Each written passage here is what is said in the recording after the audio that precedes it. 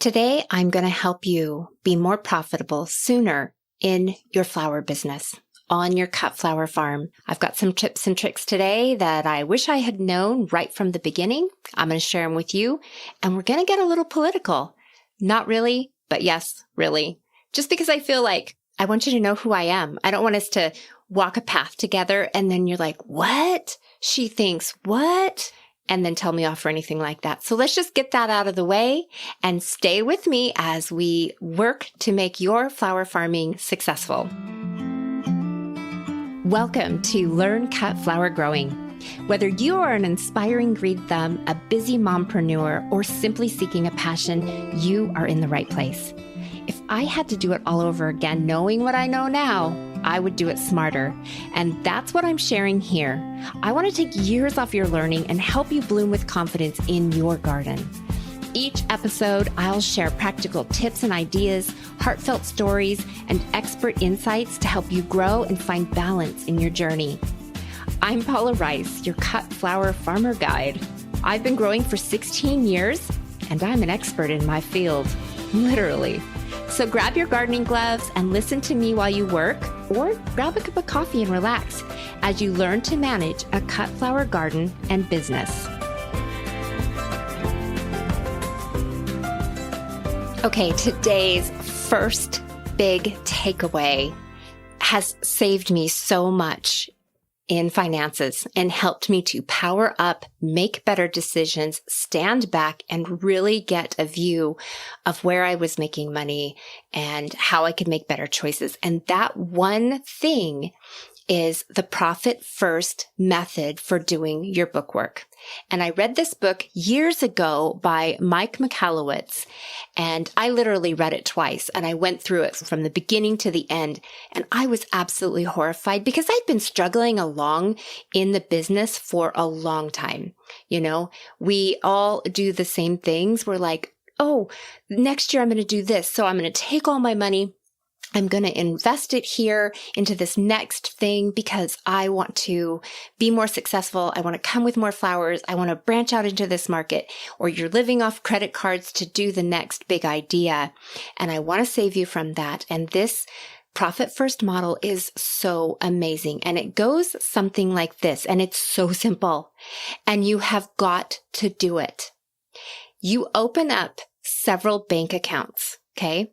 So that when money comes in, you instantly make decisions about that money. Okay. And it's not hard. You're simply going to go to your bank. You're going to make the deposit into an income account. And that's what that income account is for. Every single deposit that you make goes into that income account. If it is income, you know, if you sold something, a product to somebody and they purchased it and you paid it, it goes into that income account. Then the very next, and then you on a weekly basis or a monthly basis, you'll go into your bank and you're going to take the money from the income account and you're going to distribute it to these other accounts so that you know how much money you can spend. Okay. Now, when I first started this, I really was backwards. I was only able to pay myself like, I don't know, 5%. 2%. It was terrible. You know, I have a beautiful farm, by the way. Have I told you that? I have an amazing studio. I have 2 walk-in coolers. And so once I got onto this, I was super disappointed in myself that I'm like, wow, that's crazy. I could never make my car payment and feed my family if I keep doing it this way. So once I started to switch this method, I was able to up the percentage I allowed myself. And let's walk through that really quickly because you have the income account. You know, every bit of money I would make, whether it was the farmer's market, the farm stand, the florist route, anything, I would do the deposit and put it into the income account. And then the very first thing you do is you have your owner's comp. You pay your owner's comp and your profit first. Okay. You're going to pay you and you're going to pay your company so that your company can make some investments. And it's not necessarily stealing it from you. So if I put, let's say I had a $1,000 deposit and I'm going to put 10% into profit first. Let's just say that, okay, no matter what, I'm going to do 10% of that. So $100 goes into the profit first account. And the next thing is your owner's comp. Okay. Well, if you're in the beginning, maybe you're only going to allow yourself to have 10% of that, but you want to move that up. You want to get that up to 30%, 40%. And that's the part I love. Once you start doing that and you see your owner's comp growing, you are going to make better decisions because it really is affecting what you get to keep, what is yours. Now, in the beginning, maybe you're like, oh my gosh, my credit card's up to here. I have to pay these things off. Just do it anyways. Okay. I don't care if it's 1%, put it into the owner's account. And the book will tell you this too. But the magic thing that happens is you start managing it so much better.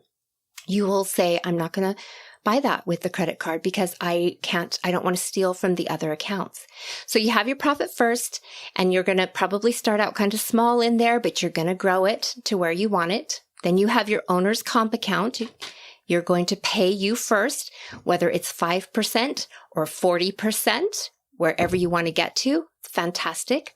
Then you have a taxes account. So every bit of revenue that you get in, a certain amount has to be set aside to pay the government at the end of the year. And you want to have that available. And it feels so good to look at that. And it also grows. And you're like, you know what? My business is doing good. When I get to the end of the year, I actually am just going to have this money sitting here. And if it turns out that I owe less than what I was actually planning, you get to keep that. You get to decide where that goes in your company. So it just depends. Like in the beginning, my taxes, I had it like at 8% because I wasn't super profitable and we have a personal income that I knew it could be there. But once you get more and more successful, maybe it would be at 15% to cover all of your taxes at the end of the year. But it's lovely to have it. And then everything else goes into operating expense.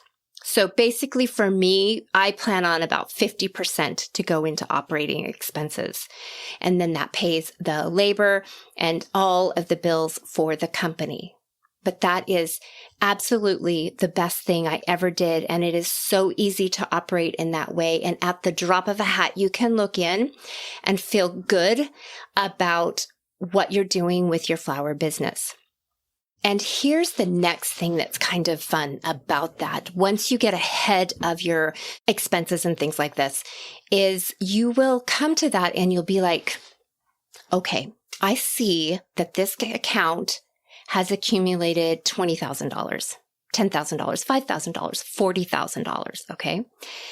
It's sitting there waiting for you. And you can do two things. Like monthly, you can look at what's in there in your owner's comp and you can make a paycheck to yourself. Now, what I did, and once I got to this ability in my business, it just relieved so much stress and I was free. Is I went 1 year, I was living off my husband, just, he's taking care of us. And I was building up that owner's comp. And at the end of the year, you have a certain amount in that. And that is when I would pull it out into a different account, or you can leave it in there, just don't touch it or something like that. But that became, let's say that I got to the end of the year and I had $25,000 or $40,000 in there. Then I would say, okay, in the next year, I am going to pay myself monthly from that account. Like you are 1 year ahead of your wages.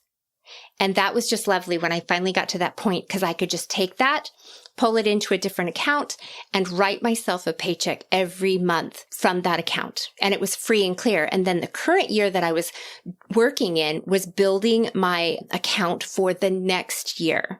So it was always dependent upon how good I was doing in my business would be how well I got paid. And then I was able to budget the house better too. All of that. So I highly recommend that. And if you can hold out for a year, just do it. Like when you get to the end of the first year, say, okay, I have made $10,000. That means I can say, oh my goodness, let me do that. 10,000. Oh my gosh. $10,000 divided by 12. What are we going to be? $833 a month. That's all you get. You get to pay yourself out, but that's going to feel good because maybe you're like, okay, I have $800 and we are going to go to a movie night, go to the town and get a hotel, whatever your dreams are for you and your family. And if it's $4,000 that you get to pay yourself out every month, that's just wonderful. Whatever it is, you're going to feel good about being able to give yourself a paycheck. Okay, the second tip that I want to give you, and you don't want to make the mistake, is you're not really like other businesses. Your bookkeeper's probably going to tell you that you are. You go in and they're really, a lot of the times they're concerned with your taxes. Like, we got to set this up because tax purposes. But to me and you, we have books and we do book work so we can manage our businesses. So yes, we have tax purposes, but we need to set up our book work so that we can kind of make really good decisions about what things are costing. Okay. So of course we have your revenue accounts. Okay. In the very top, and then you would have your assets and your liabilities. Good, good, good. But it's the COGS department and the expenses. So when you come down your chart of accounts, in the COGS area, cost of goods sold, this is where I put the bulk of things that I buy for this flower farm, because everything that is inside that fence, growing inside that fence, or all of the activities that we are doing in the field to create a product, basically that's a factory. What's inside that fence is a factory. So if we are buying seeds, soil, fertilizers, anything like that, even with the delivery, or let's say I'm buying paper to wrap the bouquets up so I can deliver them. Anything that goes into the business to produce that bouquet or that wrapped bunch of flowers is in the COGS department. Even the delivery person, even the employee's wages are in there. I just have wages because I love to look at my bookwork and say, this is what it costs to produce the flowers. I can look at the revenue and I can look at that department and I can see very clearly how we're doing as far as markup on flowers, that type of thing. You know, those are two really good indicators for me. Then you're going to come down to the overhead expenses where we have your computer, we have the lights, we have the secretary, things that deal with just the overhead of running your company, you know, advertising, marketing, all of those. And to me, you have to do that. I have to know where I'm going wrong, where I'm overspending inside the factory to produce my product, and where I might be overspending on the overhead of my business. Like, well, maybe I should cut back the advertising. Maybe I don't need a secretary. Maybe I'm just going to let the website answer all the phones. And you see, when you separate them out like that, you can see which side is giving you trouble or you need to address. So yes, I even put, if you are a field hand or the florist and you are actually working with the product to produce something, a bouquet, I have all of that in COGS, and that just makes all the sense to me. It works for me, so I highly suggest that you set it up that way also. And the next one is definitely a project management tool of some sort to gather your ideas and keep them all sorted in your head. I can't say enough about that as I've discovered. I mean, I am a messy thinker all the way around, and I have papers all over. I have, like, if you look at my wall, you might think I'm schizophrenic because there is papers and ideas all over the place. I am an entrepreneur through and through to my core. And it just doesn't work very well when somebody comes in and says, hey, Paula, where's this? I'm like, hold on, I just wrote that down and it's on a piece of paper somewhere. So I really have learned to open up my project management tool. And for me, it's ClickUp. ClickUp had a learning curve. A lot of people use Trello and things like that, but I am constantly adding into the correct department where something belongs so that it can be found efficiently. So I have a planning card or a planning task, you know, a planning, what do you say? Maybe a space, a planning space. And I would have a space for the hub of the business, like where are all my business documents? And I can't tell you how much that has saved me a lot of, you get a lot of things in your brain and you have to get them out and get them sorted when you are a business person. And so start with that. It was really hard because I love paper and pencil and all that jazz. And I feel like that's coming back into style, but don't let it. I mean, have it to some point. Like if I write something down on a piece of paper or on a notebook, like you could have one single notebook, just one. And I learned this from someone, one single notebook, and you are going to write your notes, your inspirations, all of your good ideas on that. And then on a weekly basis, you schedule that into your plan that you're like, okay, I'm going to open this up. And what are all the notes that I wrote? If they are valid and you want to continue on those, you are going to enter those in the correct spot in your project management system. Okay, so they can be captured. Like maybe you have a new product idea. Maybe you saw somewhere that, oh my goodness, that's an awesome cut flower. I had no clue. Or, oh my gosh, look at this brand new cut flower coming out. I have to remember to order this seed next spring. Well, don't leave it on a piece of paper stuck somewhere. Put it into your project management system. Before I got a project management system, I had a clipboard that I kept. And anytime I heard of a new cut flower that I wanted to try to grow, I kept it on that clipboard. And then when it came time to order my seeds, I always visited the clipboard and hunted down the seed for the flower that I wanted to try.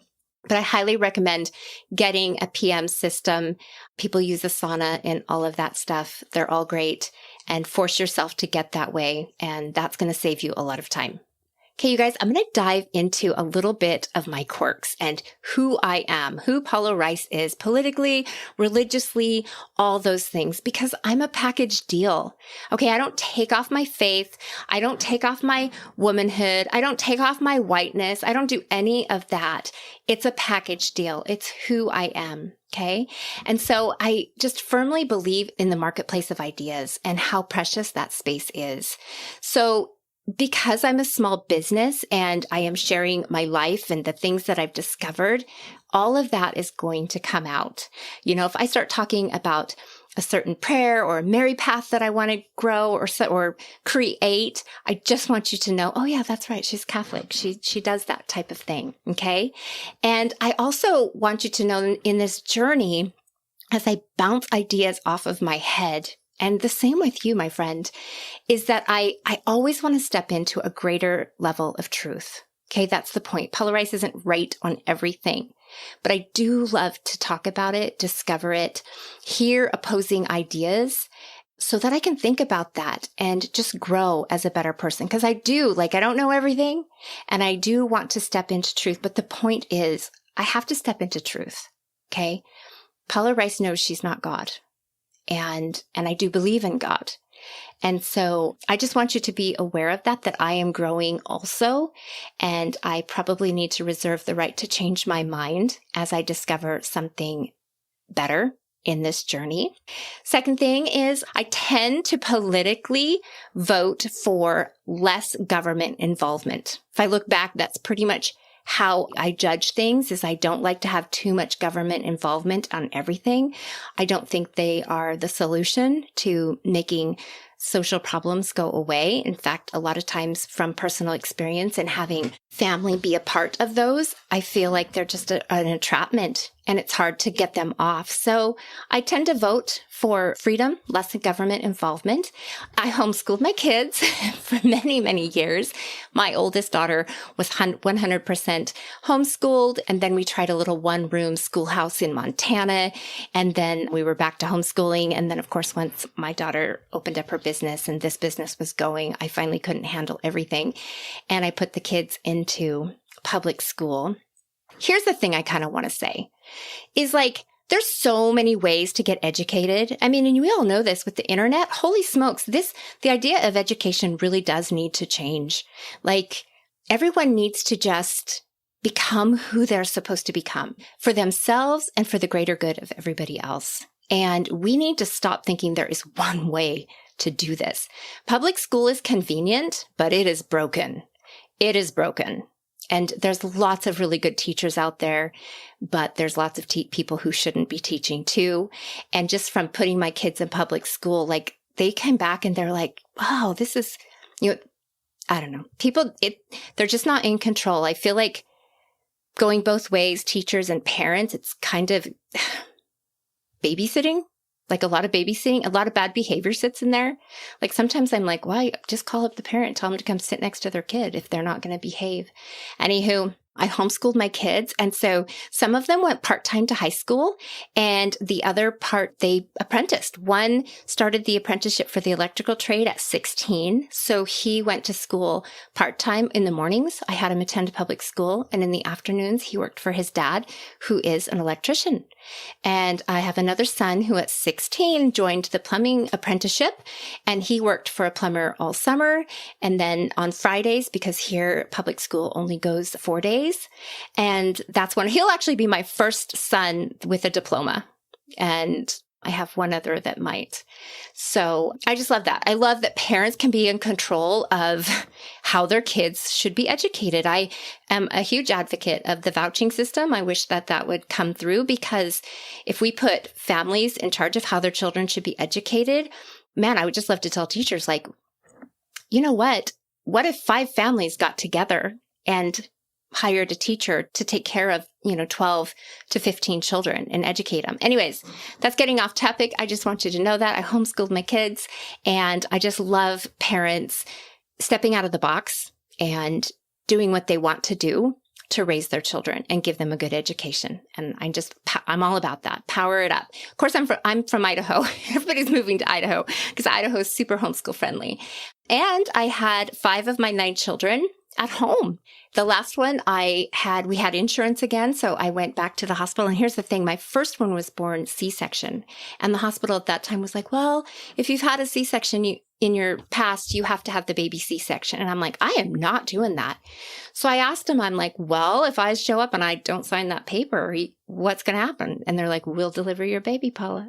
So we went to the hospital. And here's the fun thing. I had been hearing all of my nieces and nephews talking about the intrathecal that they were doing to their spine so they wouldn't feel any pain. I was all about that. I'm like, oh my gosh, we have insurance. I just want to try this. I know the risks. Okay. I know I grind grain, you guys, but I do not like giving birth. I do not like it. And the more children you have, the more you're afraid of it, the easier it gets. You can get through it, but you know what's coming. And so I got to the hospital and I was like, hurry up, get that going. I know it's on its way. And my husband and I were the last ones in that evening, the first ones to have our baby. And we were gone in a few hours and I didn't feel a thing. I did not feel a thing. Ladies, you live in a day and age where you do not have to give birth in pain. That's crazy. In all of history, when has that ever been known? And here we are. So there you go, girls. I tell my nieces and nephews, yes, it has risks. I don't want to go there, but you just don't have to be afraid. How lovely is that? We're living in amazing times. So there you guys go. That's a little bit about me. I think you've heard my personality through here. I'm hugely passionate about growing flowers, though. That's really where I go. My next step, as you know, is to really beef up that farm stand. I just love the idea of farm stands being all over and kids getting off of their phones, putting their hands to work, communities and neighbors coming to their little farm stands or whatever and purchasing their products. I think that's kind of my mission this coming year. I'm going to be talking a lot about that. I just feel like that would be amazing. And with that, we will just end today's podcast. I am so excited to be here. I'm so excited you were here. Please like the podcast if you did like it. And if you didn't, tell me something. Let me know. Let's start that marketplace of ideas. Mostly it should probably be on flowers though. And I won't do that too much to you, but thank you for tuning in here, you guys. It's going to be a great journey. God bless you all, and like, review, do all the things, download. I appreciate your support.